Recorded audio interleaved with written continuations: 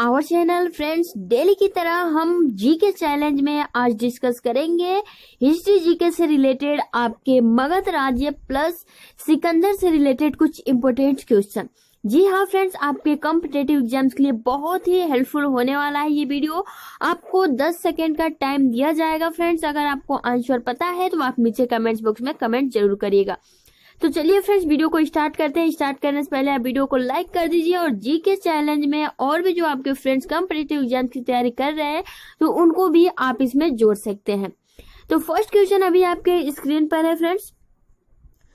मगध के सबसे प्राचीन वंश के संस्थापक कौन थे? बताइए फ्रेंड्स, मगध के सबसे प्राचीन वंश के संस्थापक के बारे में पूछा गया है। महाकोशला, ऑप्शन बी बृहद्रथ, सी कुड़िक या फिर डी घनानंद। बताइए कौन सा करेक्ट होगा। मगध के सबसे प्राचीन वंश के संस्थापक कौन है? तो फ्रेंड्स, इसका जो करेक्ट आंसर हो जाएगा वो हो जाएगा ऑप्शन नंबर बी। मगध के सबसे प्राचीन वंश के संस्थापक थे बृहद्रथ और इसकी जो राजधानी थी वो थी राजगृह और बृहद्रथ का जो पुत्र था वो था जरासंध। तो इसके बारे में आपको इतनी इंफॉर्मेशन पता होनी चाहिए। चलिए फ्रेंड्स, नेक्स्ट क्वेश्चन हम देख लेते हैं अभी। नंद वंश का अंतिम सम्राट कौन था? फ्रेंड्स बताइए, नंद वंश का अंतिम सम्राट कौन था? घनानंद, महापद घनानंद या फिर कलाशोक या फिर इनमें से कोई नहीं। बताइए फ्रेंड्स कौन सा करेक्ट आंसर होगा। बताइए फ्रेंड्स कौन सा करेक्ट होगा। नंद वंश का अंतिम सम्राट जो था वो था ऑप्शन नंबर ए यानी कि घनानंद। ठीक है, अगर वही फर्स्ट जो नंद वंश का सम्राट अंतिम ना होकर बस पूछे कि नंद वंश का जो है संस्थापक कौन था तो फ्रेंड्स आप सिंपली कह सकते हो कि महापद्यनंद जो थे वो थे नंद वंश के संस्थापक। लेकिन अंतिम शासक या फिर अंतिम सम्राट के बारे में पूछे तो आपका option number A Ghananand correct हो जाएगा। और फ्रेंड्स, अगर हम नंद वंश का अंतिम शासक के बारे में डिस्कस कर रहे हैं तो आपको ये भी पता होनी चाहिए यह सिकंदर का समकालीन था और इसे चंद्रगुप्त मौर्य ने युद्ध में पराजित किया। ठीक है, और मगध पर एक नए वंश मौर्य वंश की स्थापना की थी। तो आपको ये बातें पता होनी चाहिए। नेक्स्ट क्वेश्चन अभी आपकी स्क्रीन पर है।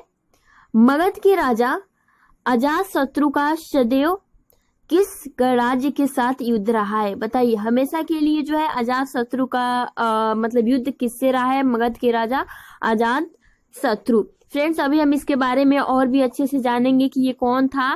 ठीक है, तो बताइए अभी आंसर कौन सा होगा। वैशाली, पंचाल या फिर दोनों के मध्य या फिर इनमें से कोई नहीं। बताइए फ्रेंड्स कौन सा करेक्ट आंसर होगा। तो फ्रेंड्स बताइए इसका करेक्ट आंसर कौन सा होगा। मगध के राजा अजातशत्रु का सदैव किस गणराज्य के साथ युद्ध रहा है? तो फ्रेंड्स इसका ऑप्शन नंबर ए जो है करेक्ट हो जाएगा। मगध के राजा अजातशत्रु का जो सदैव युद्ध रहा है वो रहा है वैशाली के साथ।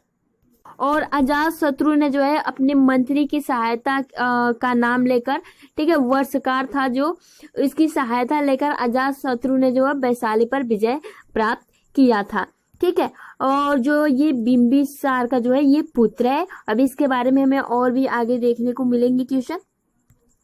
नेक्स्ट क्वेश्चन आपके स्क्रीन पर है। प्रथम मगध साम्राज्य का उत्कर्ष किस सदी में हुआ था? फ्रेंड्स आपको मोस्ट इंपोर्टेंट क्वेश्चन है। प्रथम मगध सम्राट का उत्कर्ष, फ्रेंड्स बताइए कौन सा करेक्ट आंसर होगा। चौथी सदी, दूसरी सदी, छठी सदी या फिर 5वीं सदी। तो फ्रेंड्स देखिए, प्रथम मगध साम्राज्य का जो उत्कर्ष था, ठीक है, जो उत्कर्ष हुआ वो हुआ ऑप्शन नंबर सी यानी कि छठी सदी में। ठीक है, नेक्स्ट आपके स्क्रीन पर क्वेश्चन है कि निम्न में से मगध का कौन सा शासक राजा सिकंदर के समकालीन था? बताइए फ्रेंड्स कौन सा करेक्ट आंसर होगा। महापद्यनंद, घनानंद या फिर शुक्ल या फिर चंद्रगुप्त। निम्न में से मगध का कौन सा शासक राजा सिकंदर के समकालीन था?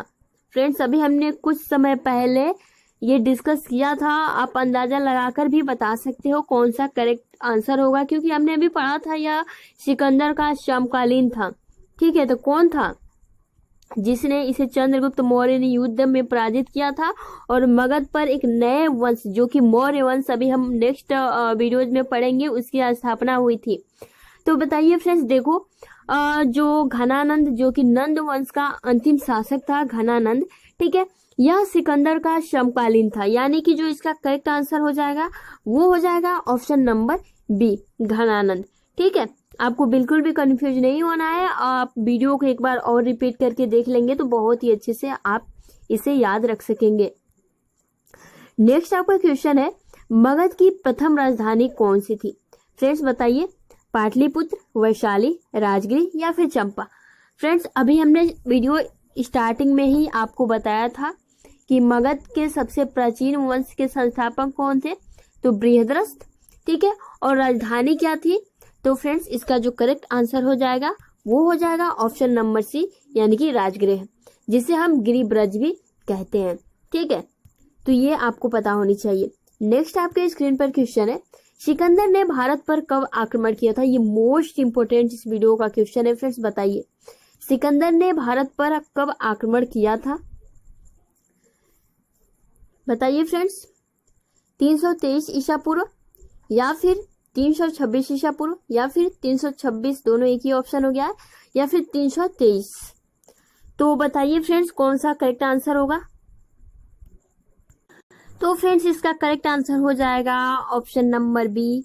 ठीक है, 326 ईसा पूर्व में जो है। अब देखो फ्रेंड्स, आपको यहाँ बिल्कुल भी कंफ्यूज नहीं होना है। यहाँ देखिए ऑप्शन नंबर सी में दिख रहा होगा 326 ईस्वी में, लेकिन नहीं फ्रेंड्स, 326 ईसा पूर्व यानी कि 326 बीसी में जो है सिकंदर ने भारत पर आक्रमण किया था, यानी कि ऑप्शन नंबर बी इसका करेक्ट आंसर हो जाएगा। फ्रेंड्स नेक्स्ट क्वेश्चन अभी आपकी स्क्रीन पर है, मोस्ट इंपोर्टेंट है, हमने बहुत ही अच्छे से ट्रिक के माध्यम से ये डिस्कस किया था। 16 महाजनपदों की सूची मिलती है, किसमें मिलती है? महाभारत से या फिर अंगुत्तर निकाय से या फिर छांदोग्य से या फिर तो बताइए फ्रेंड्स कौन सा करेक्ट आंसर होगा? तो आपको कुछ सिंपली पता होगा कि 16 जो जनपद है उनकी सूची हमें अंगुत्तर निकाय से मिलती है। ठीक है, जो कि बौद्ध धर्म से रिलेटेड है। ठीक है, तो हमने ये बहुत ही अच्छे से डिस्कस किया था। नेक्स्ट क्वेश्चन अभी आपके स्क्रीन पर है, अभिलेख से प्रकट होता है कि नंद राजा के आदेश से एक नहर खोदी गई थी, तो वो नहर कौन सी थी? बताना है फ्रेंड्स कौन सी नहर थी। अभिलेख से प्रकट होता है कि नंद राजा के आदेश से एक नहर खोदी गई थी। अभी हमने नंद वंश के बारे में बहुत ही अच्छे से जाना, तो वो नहर जो खोदी गई उसका नाम क्या था? मगध में या फिर कलिंग में या फिर वेंग में या फिर इनमें से कोई नहीं। कहाँ खोदी गई थी फ्रेंड्स? तो देखिए इसका जो करेक्ट आंसर हो जाएगा वो हो जाएगा ऑप्शन नंबर बी। ठीक है, जो अभिलेख से प्रकट होता है, ठीक है, नंद राजा के आदेश पर ये नहर कलिंग में खोदी गई थी। नेक्स्ट आपका क्वेश्चन है आपके स्क्रीन पर, बिंबिसार ने मगध पर कितने वर्षों तक शासन किया था? बताइए फ्रेंड्स। तो बताइए फ्रेंड्स कौन सा करेक्ट आंसर होगा? तो आपको पता होना चाहिए जो बिंबिसार है उसने मगध पर 52 वर्षों तक जो है उसने शासन किया था।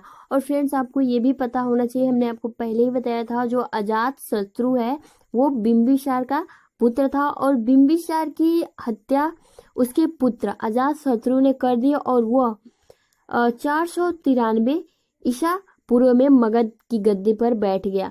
फ्रेंड्स आप देख सकते हो जो इसका पुत्र था बिंबिसार का अजात शत्रु, उसने अपने पिता यानी कि बिंबिसार की जो है हत्या कर दी और खुद गद्दी पर बैठ गया 493 ईसा पूर्व में। ठीक है, और फ्रेंड्स यहाँ से एक और क्वेश्चन बनता है, अभी नेक्स्ट में हम जानेंगे। ठीक है, और जो अजात शत्रु था वो जैन धर्म का अनुयायी था और जो अजात शत्रु है ना उसने 52 वर्षों तक मगध पर शासन किया था। तो इसके बारे में आपको इतनी इन्फॉर्मेशन पता होनी चाहिए। नेक्स्ट फ्रेंड्स आ जाता है, अजात शत्रु का उपनाम क्या था? कुड़िक, चेलना, अंग या फिर इनमें से कोई नहीं। बताइए फ्रेंड्स कौन सा करेक्ट होगा? अजात शत्रु का उपनाम क्या था? तो फ्रेंड्स आपको सिंपली पता होना चाहिए कि जो अजात शत्रु था उसका उपनाम कुड़िक था। ठीक है, कुड़िक। तो इसका करेक्ट आंसर ऑप्शन नंबर ए हो जाएगा। नेक्स्ट क्वेश्चन हम देख लेते हैं, बिंबिसार की हत्या किसने की? फ्रेंड्स, अभी हमने कुछ समय पहले ये जाना कि बिंबिसार की हत्या खुद उसके पुत्र ने की थी और 493 ईसा पूर्व में वो गद्दी पर बैठा था। तो इसका करेक्ट आंसर हो जाएगा ऑप्शन नंबर ए। ठीक है, नेक्स्ट देख लेते हैं फ्रेंड्स, क्वेश्चन नंबर, पाटली ग्राम की स्थापना किसने की थी? उदयन ने, सिकंदर ने, या फिर ये सभी ने? बताइए फ्रेंड्स, पाटलीग्राम की स्थापना किसने की थी? तो फ्रेंड्स, आपको पता होना चाहिए कि जो पाटलीग्राम है इसकी स्थापना उदयन ने की थी, जो कि ऑप्शन नंबर ए करेक्ट हो जाएगा। और फ्रेंड्स, एक ऑप्शन और आपको मिल जाएगा, यहाँ देख रहे हो काला शोक। तो ये क्यों प्रसिद्ध है, आपको हर ऑप्शन में दिखने को मिल रहा होगा। तो देखिए, शिशुनाग का जो उत्तराधिकारी कालाशोक पुनः राजधानी को पाटलिपुत्र में ले लिया गया था और शिशुनाग ने अपनी राजधानी पाटलिपुत्र से हटाकर वैशाली में स्थापित किया था। यह बस आपको इम्पोर्टेंट देने वाली बात यह है कि शिशुनाग का उत्तराधिकारी कालाशोक, ठीक है, शिशुनाग का जो उत्तराधिकारी था वो था कालाशोक, ने पुनः राजधानी को पाटलिपुत्र में ले लिया था। तो यहाँ से आपको इतनी बातें पता होनी चाहिए। और शिशुनाग का वंश का जो अंतिम राजा था वो था नंदीवर्धन। ठीक है, तो इसके बारे में आपको इतनी इन्फॉर्मेशन होनी चाहिए। नेक्स्ट अभी आपकी स्क्रीन पर क्वेश्चन है, सिकंदर का जन्म कब हुआ था? फ्रेंड्स, आपको बताना है सिकंदर का जन्म कब हुआ था। 356 ईस्वी पूर्व, 357 ईस्वी, 423 ईस्वी पूर्व, या फिर 234 ईस्वी? बताइए फ्रेंड्स, कौन सा करेक्ट आंसर होगा? तो सिकंदर का जो जन्म हुआ था वो हुआ था 356 ईसा पूर्व में। ठीक है, तो आपको ये पता होनी चाहिए 356 बीसी में जो है सिकंदर का जन्म हुआ था। नेक्स्ट अभी आपकी स्क्रीन पर क्वेश्चन है, सिकंदर का पिता कौन था? फिलिप, मकदूनिया, या फिर कुनिक? तो बताइए फ्रेंड्स, कौन सा करेक्ट आंसर हो जाएगा? सिकंदर का पिता कौन था? और इससे रिलेटेड आपके बहुत सारे क्वेश्चन बनेंगे। सिकंदर का पिता कौन था? तो फ्रेंड्स, आपको पता होना चाहिए कुनिक तो अजातशत्रु का उपनाम था, ये सिंपली आपको पता है। और देखिए फ्रेंड्स, सिकंदर का जो है पिता का नाम फिलिप था। ठीक है, और मकदूनिया, ये भी आपको पता होना चाहिए, मकदूनिया का शासक था फिलिप, यानी कि फिलिप 359 ईसा पूर्व में मकदूनिया का शासक बना और इसकी हत्या 329 ईसा पूर्व में कर दी गई। तो आपको बस इतनी बातें पता होनी चाहिए कि सिकंदर का जो पिता था वो था फिलिप और वो मकदूनिया का शासक था। ठीक है, नेक्स्ट अभी आपके स्क्रीन पर क्वेश्चन है, मोस्ट इंपोर्टेंट क्वेश्चन है, सिकंदर किसका शिष्य था? व्यास का, अरस्तु का, या फिर सेल्यूकस का? बताइए फ्रेंड्स, कौन सा करेक्ट आंसर हो जाएगा? तो बताइए फ्रेंड्स, कौन सा करेक्ट आंसर होगा? सिकंदर किसका शिष्य था? व्यास का, या फिर अरस्तु का, या फिर सेल्यूकस का? तो आपको तो सिंपली पता होगा, सिकंदर जो था वो अरस्तु का शिष्य था और इसने भारत पर कब आक्रमण किया था? तो फ्रेंड्स, 326 ईसा पूर्व में इसने भारत पर आक्रमण करना प्रारंभ किया था। और यहाँ एक और आपको नाम देखने को मिला है, सेल्यूकस, जो कि सिकंदर का सेनापति था। ठीक है, इसके बारे में आपको इतनी इंफॉर्मेशन जो है पता होनी चाहिए। और व्यास से रिलेटेड भी तो देखो फ्रेंड्स, सिकंदर की जो सेना ने व्यास नदी के पश्चिमी तट पर पहुंचकर उसे पार करने से इनकार कर दिया था, तो इसीलिए जो है ये प्रसिद्ध है। और